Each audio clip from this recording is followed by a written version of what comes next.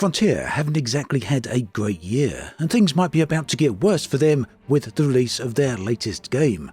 Currently, it's sitting at around 300 concurrent players on Steam and ranks in the 1200th position on Steam's top sellers. Keep in mind that this game is only a week old. This development then really does raise some serious concerns and questions about the game's market performance and Frontier's strategy as well. It's also possible that this could have an effect on the future development of Elite if Frontier decide to respond by further restructuring their game development efforts. So that's something I'm going to be discussing in this video. Also, it's not all bad news. As we approach the end of 2023, I want to take a brief look at where Elite Dangerous stands right now and where it's been over the course of this year. Also, with Update 18 just around the corner, what hints or information do we have about its content? The very real reality, of course, is that content is a driving factor when it comes to live service games, and developers who are serious about their games deliver on constant content, such as today's sponsor, Enlisted. Enlisted features more than 100 weapons, tanks and aircraft from the real world, including the likes of the M4 Sherman, all available for free on PC, Xbox and the PlayStation right now. The focus of Enlisted is of course combat, and that means soldiers have individual skills that can be customized with a whole range of different equipment to augment your specific playstyle.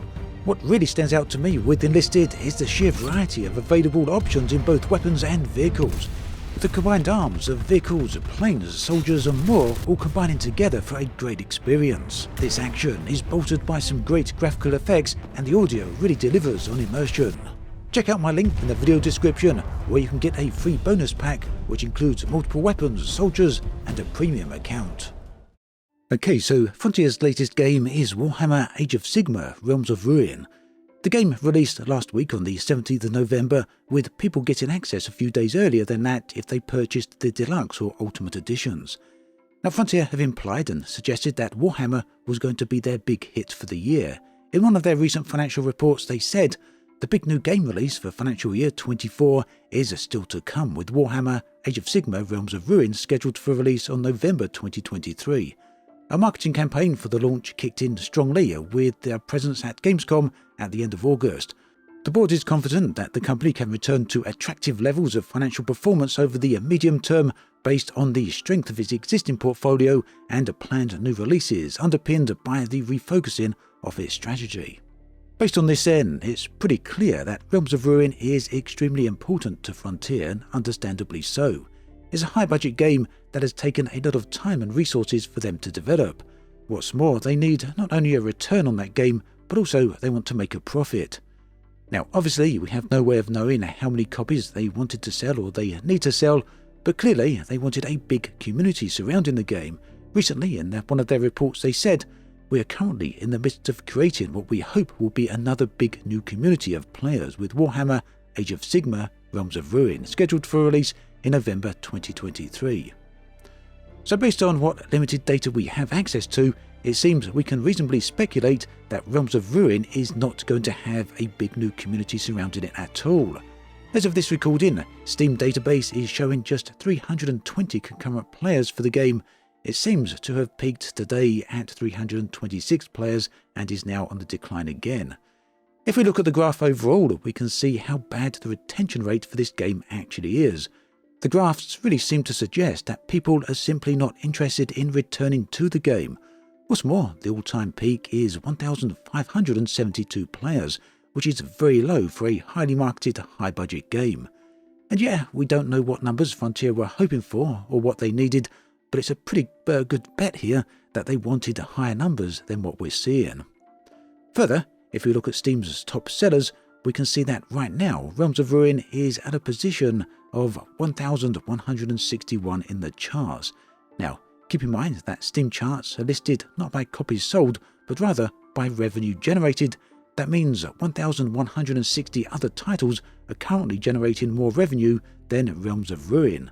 And these are games such as Strange Horticulture, Bigfoot, Project Wingman, and many such similar titles, each making more revenue individually than Realms of Ruin. Of course, the list of these other 1,160 titles also includes many other very old AAA titles such as Hellblade, Senua's Sacrifice, and other very good games. So There's also another situation going on here, and that is the Steam sale, which is currently happening. That means a lot of people are buying many of these other games.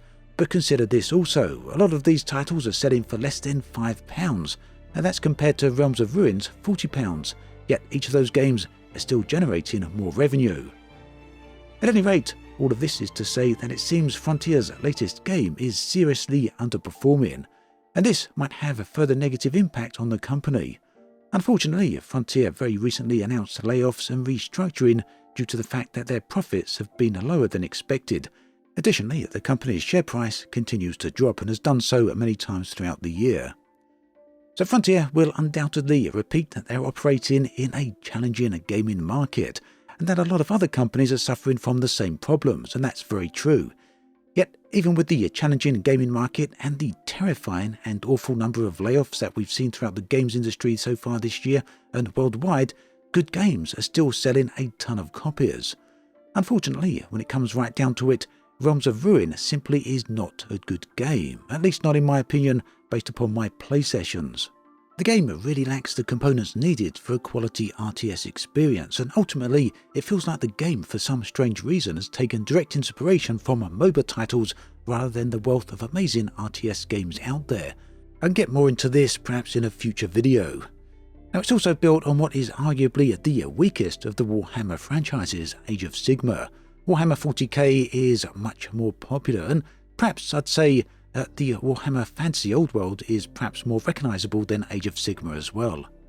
Whatever way we cut it though, an all-time peak of 1,572 players on Steam is directly comparable to Redfall's all-time peak of 1,560 players.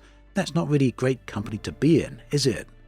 Final point here, yes, Realms of Ruin is available on consoles and Epic Store as well as other locations, and these numbers don't show us the entire story, these numbers from Steam charts. But what they do show us is almost certainly the trend of the bigger picture, just as they did with Redfall and all other titles. So moving on to Elite, I do quite naturally have some concerns about whether or not this situation with Age of Sigmar is going to have an impact on the future of Elite. Recently, Frontier have announced a restructuring of their business, and this is likely including a refocusing of development priorities. It's a very real possibility that what we're seeing now could have a direct impact, a direct negative impact that is, upon the future of Elite. Right now, we don't know where Elite is heading in 2024. It's possible that Frontier will announce future projects for the game over the coming months. But right now, all we do know, or all the information we have, is that Update 18 is in development. It also appears that the key feature overhaul for Elite might have been dropped. Frontier have not discussed this update at all this year. It was supposed to be released in the first half of 2023. However, earlier this year, Frontier simply stated that they would provide an update on the status of this this overhaul later in 2023. And we're now nearly in 2024 and haven't heard a single word about it. The good news is that 2023 has been far from a terrible year for Elite. Frontier have delivered on a number of updates this year. Whilst those updates don't seem to have helped with Elite's continuously declining player numbers, they nonetheless have been enjoyed by a dedicated core community. The continuous focus on Thargoids, meanwhile, feels that other areas of the game are being ignored. Unlike many others, personally, I would have much preferred to see Frontier focus on a different area of the game with each update. Yet for those who are heavily involved with the Thargoid War, well, 2023 for them has certainly been a very good year for Elite. The content, meanwhile, for Update 18 is more or less impossible to predict right now, and Frontier haven't given any insight on what to expect. However, based upon the ongoing narrative about Thargoids, essentially seeming to have, they've been experimenting with humans, and it seems likely that this might play an integral part in Update 18 at some point. A leading speculation on this is perhaps some form of Thargoid-controlled human drones. Now, whether or not we're going to see Update 18 in December is still unclear. There's not a lot of time left for that though, but it's starting to look possible that it just might turn up in the first part of 2024 instead. I guess time will tell on that front. Either way, that brings us up to date with the current goings-on with Frontier and Elite Dangerous. If you've played Realms of Ruin or have any thoughts on this, I'd love to hear from you. Let me know in the comments section.